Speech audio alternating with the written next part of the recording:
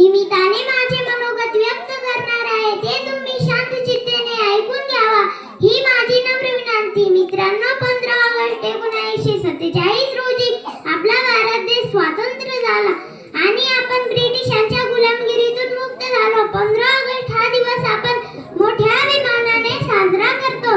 यासाठी स्वराज हा माझा जन्मसिद्ध हक्क आहे, त्याला मिळवण्यासाठी ठणकावून सांगितले लोकमान्य टिळक, तुम मुझे खून दो मैं तुम्हें आजादी दूंगा, असे गरजून सांगणारे सुभाषचंद्र बोस, करा किंवा मरा असा टोकाचा संदेश देणारे महात्मा गांधी, इन्कलाब जिंदाबाद अशा घोषणा देऊन भारत मातेसाठी फासावर जाणारे भगतसिंग, राजगुरू, सुखदेव अशा कितीतरी क्रांतिकारकांच्या स्वातंत्र्य लढाईत अमूल्य आहे.